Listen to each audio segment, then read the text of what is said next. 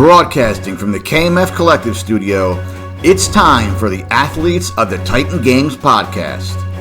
This limited release show features the stories of the 2020 contestants of Dwayne "The Rock" Johnson's athletic competition, NBC's The Titan Games. Now, here's your host, Katie Galley. Hi everyone, and welcome to Season 2, Episode 7 of the Athletes of the Titan Games podcast. I'm your host, Katie Galley. In the KMF Collective Studio with me today, I have Titan Games athlete, owner and founder of the GOAT Wine, and 7-time CrossFit Games athlete, Margaux Alvarez. How are you doing, Margaux? I'm doing great. How about yourself? I am doing awesome. Thank you so very much for stopping by the studio and sharing your story with us today. Of course, I'm glad to be here. Thanks for having me. Absolutely. I'm super excited, Margaux. One, because we have a similar love of CrossFit, and I'm really excited to learn about your journey and, of course, how you ended up on the Titan Games this year. And so, Margaux, just to kind of get to know your background a little bit, I wonder, where did you grow up, and how, if at all, was your childhood shaped by athletics? So I grew up in Montana. I was actually born in California. Once my youngest sister was born, we left the state and moved to Washington State for a little bit. And then eventually our family moved to Montana. So I consider myself a Montana girl at heart. And I think being and living and growing up in Montana was great to be able to be outdoors. I had access to a lot of different activities and sports.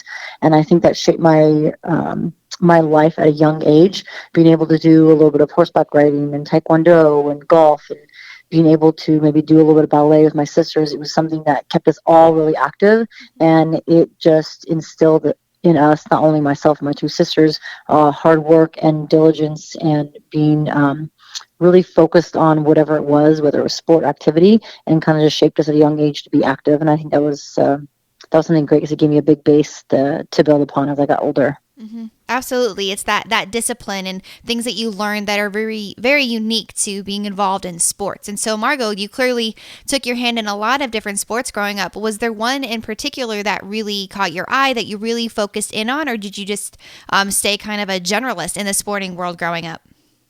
I think I dabbled in a lot of variety of sports. I think something that really stuck to me when I started Taekwondo, and I did that for about 4.5 years practicing Taekwondo. And I think that was something that really stuck with me because of what it taught me, not only perseverance, but also being able to calm your mind. And I think at a young age, that's really important because as a kid, you're going through all these different emotions, all these different experiences, and growing up and kind of coming into your own. And I think doing that for about over 4 years at a young age was something that was really impactful. And then as I moved and as I got older, I was doing golf at the same time, but continued golf, didn't continue Taekwondo once I got into high school. And I think that golf was great for my mental game because it's you and yourself on the course, and you have to stay mentally strong or mentally sound or mentally focused because you have 18 holes or possibly 72 holes, depending on how many rounds you're playing. And I think that was something that really shaped my mental game, which is definitely transferred into my CrossFit competitive career and then also into my business career as well. Mm-hmm. That makes a lot of sense. I mean, specifically, like you said, the mental side of it more. It's, of course, the physical side is important, but the mental side is almost more important at times, especially like you said, as you get into sports like golf and then into CrossFit eventually. And then two, the amazing kind of similarities between mindset, goal-orientedness, discipline that go into sport that also carry over into entrepreneurship and starting your own business. Totally. 100% agree. I think it's a good base to have, and it's hard because I think there's a big focus on physical training, which is important, obviously, whether it's just regular fitness or sport, but that mental training is just as valuable and important to put emphasis on. I think sometimes they kind of get pushed to the wayside because maybe it doesn't seem as fun or sexy or enticing, but I think it's just as important. Oh, yeah, I completely agree. It's because that's kind of a make or break. Physically, you can... I think it's that saying where your body or your mind gives up long before your body can. And so you have to decide to keep pushing. Yep. And that's all mental. Totally. 100% agree. Yeah. And so for you, Margaux, then, I mean, growing up, having those, that's great. I mean, being involved in golf and really developing that mental aspect of your game, leading you to eventually find the sport of CrossFit. And so how did CrossFit start to come into the mix, and what really caught your eye or caught your heart about that sport? Yeah, so again, like I said, I've always been active. When I finished college and moved to the Bay Area, got into, becoming a personal trainer. Eventually, I was introduced to CrossFit and I heard about it and I was like, all right, I'll check it out. And I fell in love with it. I remember my first class I did was burpees and snatches, and I fell in love with the push that you essentially push yourself how hard you want to push yourself. So there's that component, but there's also the community aspect of it and the camaraderie that comes with it. And for me, that was something that I'd never really done. I'd done training by myself. I would work out by myself or I'd work out with friends, but having that support from people like cheering you on and like encouraging you to finish, even though you're like, oh, I can't do this, or I feel like I can't do it. I think that was something that really drew me in. And then once I got into it, I just kind of, we joke about, like the CrossFit Kool-Aid drinking people. Yeah. I was definitely one of those individuals in the beginning because I just loved it so much and I wanted to push and challenge myself as far as I could. And it's like, I don't know how far I can go until I actually take that step. And so I pretty much just threw myself into trying to become a coach. I did become a coach 4 months into finding CrossFit, and I love the personal training aspect and being able to help people physically. And so I wanted to do this in a different format. I ended up quitting my full-time marketing job to focus on becoming a coach and to focus on becoming hopefully a contender, an athlete to compete at the games after volunteering in 2011. And so I think that gave me, just for myself, that gave me a goal and something to focus towards. And it's like, I'm going to put all my eggs in this basket and give it everything I got to see if I can qualify, to see if I can get there. Because if I don't ever give that if I don't ever give myself that opportunity, then I'm never going to really know. And so I pretty much dove right in. Wow. I love that. You have to give yourself that opportunity to see where you can go. And I mean, it must be, though, kind of scary. I mean, reflecting back, of course, it was completely worth it. But thinking about like you said, giving up your full-time marketing job to say, okay, I'm going to pursue coaching and I'm going to see how far I can take this CrossFit dream, this CrossFit career of mine now. And so for you, Margaux, when did you make that shift of thinking, okay, I'm going to quit my full-time job, I'm going to coach, and then I want to see how far I can take this CrossFit career? Had you always desired on some level to maybe become a professional athlete or see how far you could push yourself physically and mentally in sport? Or was this just, it kind of came about once you fell in love with the sport of CrossFit? I think it's something I've always had. I've always seemed to try to push myself as far as I can possibly go. In Taekwondo, I got to the point where I tested for my second level for a black belt, and I look back and I say it now, but obviously you can't over like always dictate the future, predict it. But I think I would have continued to keep going if I decided to stay that route. But for me, it's like I reached that goal of becoming a black belt. And I was like, man, like that was great. I loved it. I enjoyed it. I learned a lot. What else can I try to achieve or work towards? And I think I've always had that instilled within me. Just that challenge. I've noticed over the years, I tend to gravitate towards challenging situations. I'm not sure exactly why, but again, I think I like to test myself. And I think, you know, being in the personal training fitness realm for a few years and then finding CrossFit, and it's like, all right, well, I want to get to that level. I saw the athletes that competed at regionals and at the games, and that was something I was like, well, maybe I can do this. Like I definitely am not guaranteed that. I ended up saying no to a full-time job, or like ended up passing on my full-time job to focus on coaching. And obviously the money is different, the health insurance was not there, but in my eyes it's like, you know what, like if I give this my 100% effort and if I don't succeed, then at least I said I tried, and I wouldn't have any regrets, or I would have minimal regrets looking back on that. And so I think that point of seeing that I, stop that job, go into full-time coaching and say, hey, like I'm now going to coach, I'm now going to train and do whatever I can. I think it was right, probably like June of 2011. It was right after the SoCal regionals, kind of going into the games that year. And then after the games in 2011, seeing the athletes compete and like, all right, cool. Like maybe I can do this, again, it's not a guarantee. There's no like, yeah, you're going to make it. But I think in my mind, I look back and I think that was probably the point where I was like, all right, this is what I'm going to do. And I'm going to put literally every egg that I had in that basket. And again, it was a crazy schedule. I'd drive around, I coached at 2 different gyms. I would train different gyms, trying to learn as much as I can, and just soak up as much information as I could training wise so that I could hopefully get myself there. And then I eventually ended up, during this time, I eventually ended up meeting my now husband. And so he helped me, formulate a plan and training and allowed me to get there. But it was a process. It was a lot of sacrifice of time. Ended up, cutting back hours to train more and not coach as much. Him being there to support me, not only like as a moral support, but also help me by me not having to coach as much, being able to help me financially to be able to help me do that, because it's not easy going from a full-time job, and then you're like, all right, now I need to like cut back on this, or I need to go to hours, so I need to have more time to train. But it's in my mind, I was like, this is worth it. This is what I want to do. And it's like, there were obviously times and points where there were struggle, but again, if I put everything in there and I try and I make it, then it'll all be worth it. And if I don't, then at least I gave everything I got. It's a really good perspective to have, because if you truly left everything out on the table, then you're going to have no regrets, because even if you don't achieve maybe that goal or that pinnacle that you set your eyes to, if you have given it truly your all and you still don't get there, that's okay, because you can walk away knowing that you truly, like you said, laid everything out on the table. Yeah, totally. And so, Margaux, for you then, I mean, having truly an illustrious CrossFit career, going 7 times to the games, and just excelling at the sport, at what time did you decide that going into the realm of entrepreneurship and starting your own business was something that you wanted to pursue? Yeah, that's a great question. I think there was a couple points in my life where I was like, all right, maybe I could do this as a personal trainer and run my own personal training facility. And I think as kind of life went on, as life happens and it usually unfolds, things don't work out for a reason. And I think that point where it kind of came to fruition again was in 2015, after the games that year.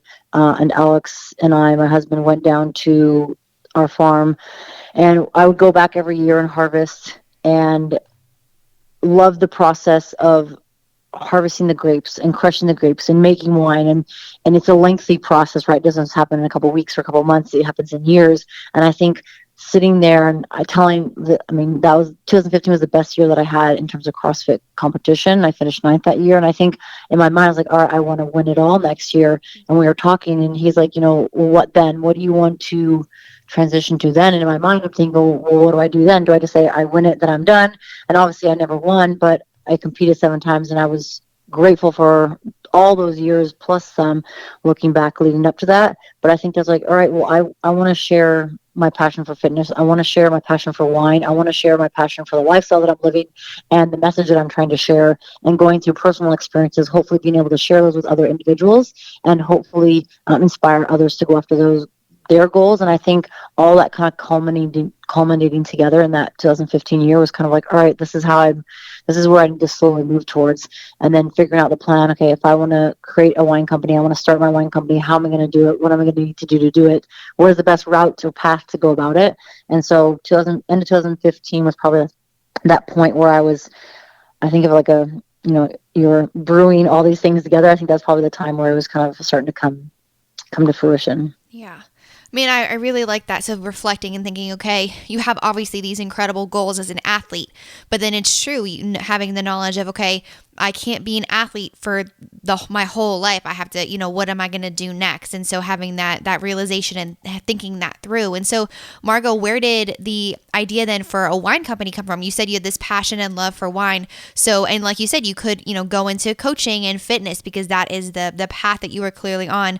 So going into wine as a kind of a totally new space, how did that come about? Yeah, so my parents loved wine.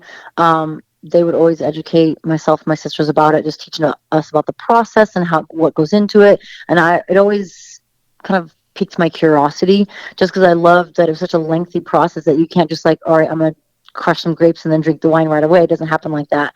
And I think I've always been drawn to hard work and dedication and willing to put that physical work into it. And so that was something I think it's molded over the years. And then in 2011, ended up planting some vines on some property we had, and the goal and the intent of the property was to not become agricultural, not become a vineyard. It was it had a different goal and destination, but that didn't happen. And so talking with my dad and saying, hey, what do we want to do? And I'm like, all right, well, if we're going to plant some vines, like we might just do it, and you think of that, just pulling that trigger and just starting right away without necessarily having to formulating a plan or doing it. Sometimes you have to just take that step to go. I'm not saying that's the case in in every situation that you come across, because there's a lot of planning that we've done into this and reverse engineering to make it all happen. But in 2011 was a time like, all right, we're going to plant some grapes and we'll start harvesting. And again, I think I look back and it's like, man, that was in 2011. It's almost been a full decade, but it's like there's so much time that it's gone into it to lead it up to where it's at now. And as I look forward, there's still a lot of time that goes into it, or that needs to go into it. But I think looking back, it's like, all right, let's plant these grapes.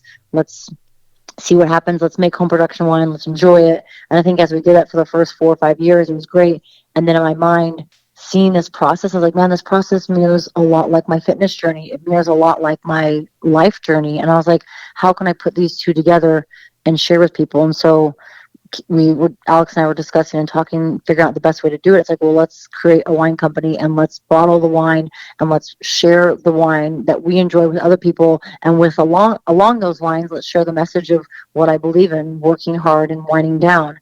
And so that's where our message has kind of come to, where it's you work hard, and that could be in the career, your school, your family, could be anything. At the end of the day, you relax, you celebrate the successes, you embrace the struggles that you've had, whether that's on a daily basis, weekly, monthly, whatever, and you unwind with a glass of wine. And for those that maybe don't drink, because I have a lot of friends that don't drink, it doesn't have to be wine. It could be eating bonbons on the couch. It could be hanging out with your family, going to the park, or playing with your puppy, or whatever it might be. But the whole process or the whole idea is to enjoy the journey and the process that you're on, because not every day or not every year is guaranteed. And I think just going through a personal experience, I can reflect back on that for myself and hopefully share that with people, and hopefully maybe change one person's life, or have them maybe open their perspective to a couple different things in their eyes. Yeah.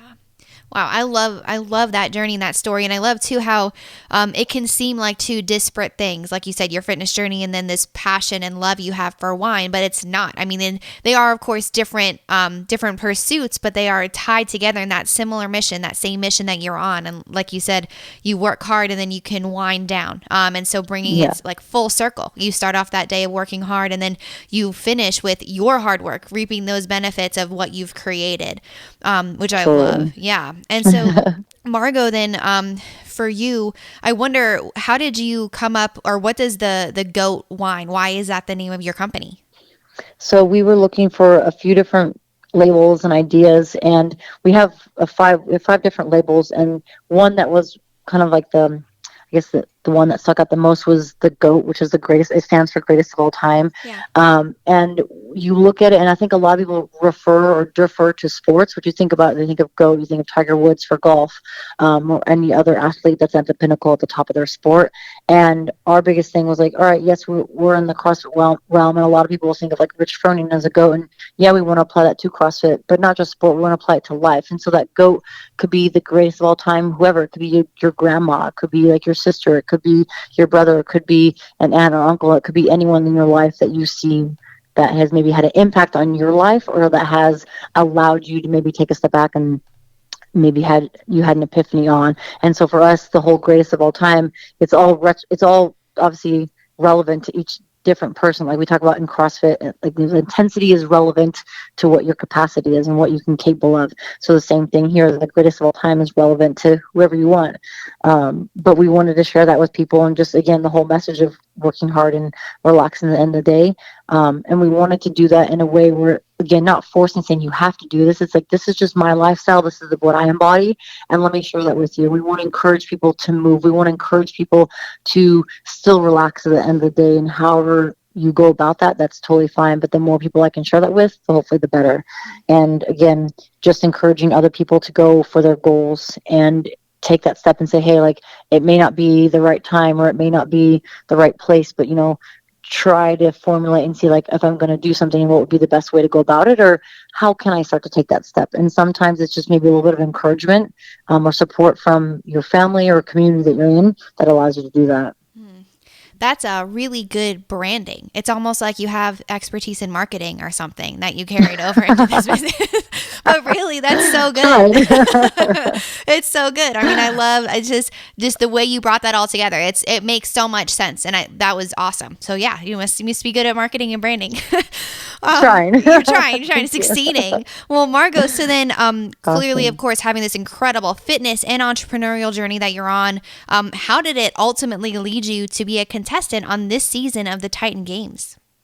Yeah, so I think I remember. Just to go back a little bit, I remember seeing it last year. I was like, "Man, that looks like a really cool opportunity to try to test myself in a different realm." And then, like I said, I'm always gravitating towards challenging situations, and so I saw it. And I'd applied for American Enjoyer last year and had the opportunity to run the course. And that was a really cool experience. Um, it definitely wasn't my strength in terms of the ninja, but I loved adapting and challenging myself. And I think it was great training because I learned a lot more about my body in space.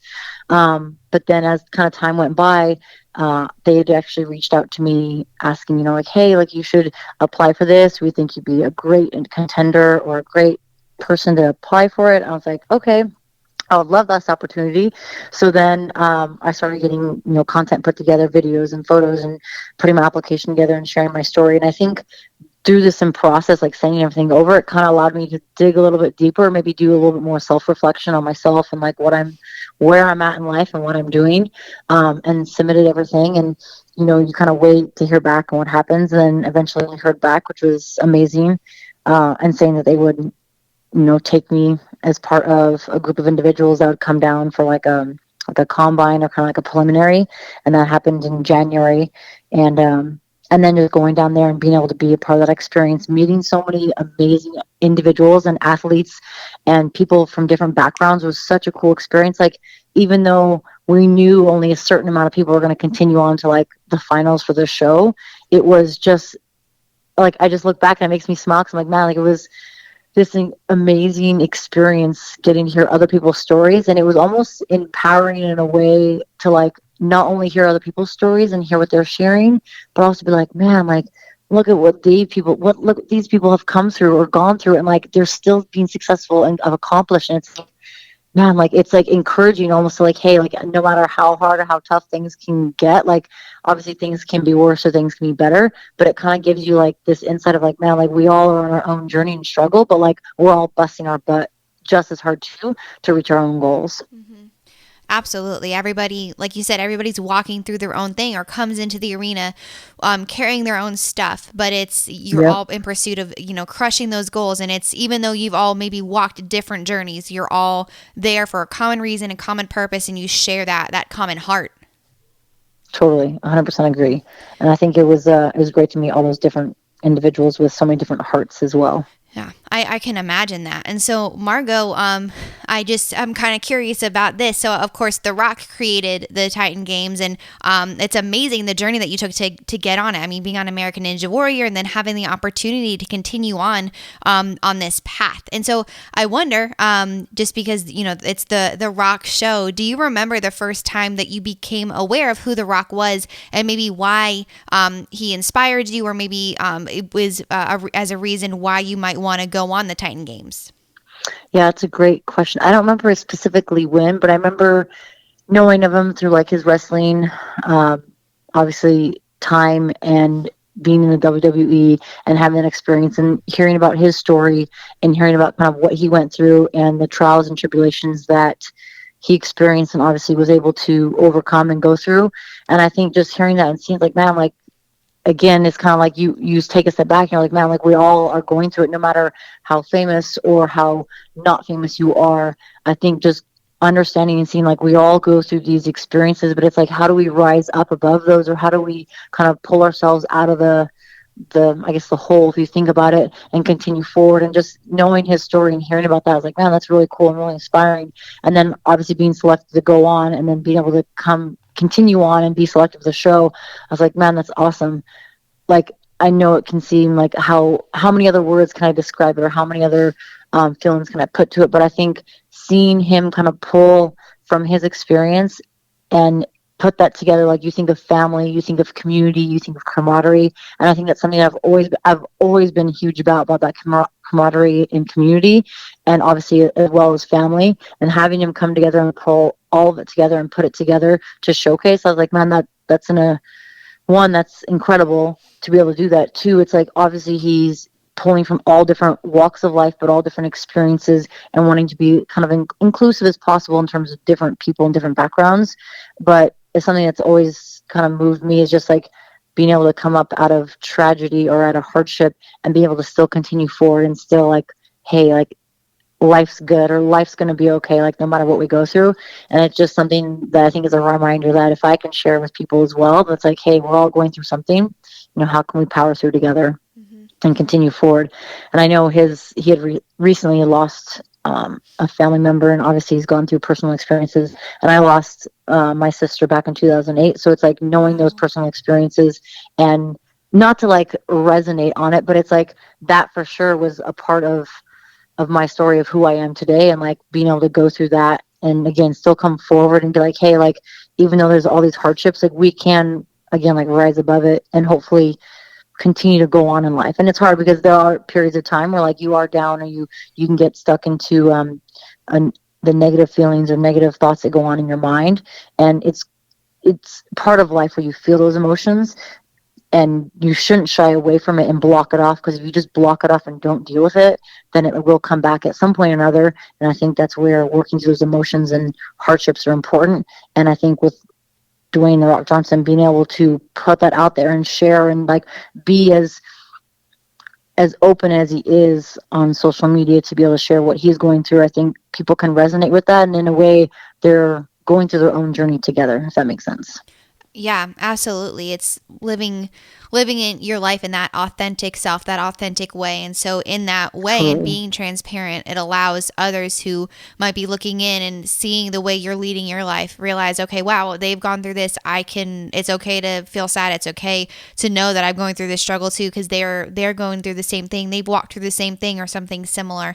And I can Yeah. relate to that. And so that's just like you just said, exactly the hardship that you've gone through and the incredible journey that you've had, being that transparent and being that authentic, one, with the platform that you've had because of the amazing athlete that you've been, and then two, now with the company that you have, with the goat wine, and then now three on top of that, even furthering your platform, being on the Titan Games, being on American Ninja Warrior. It just keeps adding up, and you're able to continue to be your authentic self and put it out there, which is amazing, because it's in what you felt, I guess, with how The Rock lives so transparently and authentically. You do the exact same thing, and you get to now you're helping others in that same way through your own platforms. Totally. I didn't even think of it like that, like the parallel between how I do it and how he does it. But yeah, I think authenticity is something that if I was to describe like one word or value one word the most, I think that's something that's really high up there for me. Authenticity and perseverance. And I think the more genuine you are, and if you're like that on an everyday basis, then that comes across whether it's social platforms or in person or however it is. And I think that's something where people can relate to and just connect with. You're so right. And so, Margaux, in that similar vein, I mean, having this experience on the Titan Games, and with everything we just talked about, I mean, like you said, living authentically, and that perseverance and discipline and determination, I wonder, coming off of this experience, what you would say your definition of a Titan is. Oh man, that's great. I think going through experience and just reflecting on all of it, I would say a Titan is obviously someone that can go through hardship and struggles and successes, and not only remain humble to themselves and the people around them, but also uplift others as well, and just be able to continue to be a kind of a beacon of light for themselves, their family, their community around there, to be able to lead them, not only lead themselves, but also lead others to greatness and to their goals. Beautiful. That's so well said. And I mean, it's true. You've gone through these incredible hardships, but humbling yourself to the experiences, to the people around you, to those who are helping you or could help you. But then too, in the midst of that, not sitting in that sorrow, it's learning how can you use these experiences and this platform to help uplift others too. Like you said, living that authentic life, whether it's online or in person, it's that consistency across. You're authentic in everything that you do, so that you have the ability to help others in those same situations that you are in. Yep, 100%. So Margaux, I mean, you've led truly such an amazing life. It's amazing to hear all that you've done and accomplished. And of course, you're not done yet. You're going to accomplish so much more, having these goals and just getting after them. But just reflecting back and also looking forward in your own life, I just have one final question that I ask all of my interviewees. What do you want to be remembered for? Oh, that's a great question. I want to be remembered about being able to be able to help yourself, like make sure you are able to meet your needs and reach your goals, and in turn being able to give back to the community, being able to help others along the way, and uplift others to reach their goals. And that doesn't have to be, again, like just fitness. It could be family related, health related, career related, in any way, just to inspire others to stay motivated and just to keep going. Thank you all for tuning in to today's installment of the Athletes of the Titan Games podcast. To learn more about each of these Titan athletes, be sure to check out their information in the links in my show notes. Furthermore, to stay up to date on all things coming out of the KMF Collective, be sure to subscribe to the Keep Moving Forward YouTube channel and follow along on social media, also available in the show notes. As the creator of the Titan Games, Mr. Dwayne "The Rock" Johnson says, "Titans aren't born, they're made." And I hope today's story helped you realize all that you are capable of becoming if you put in that hard work and just keep moving forward.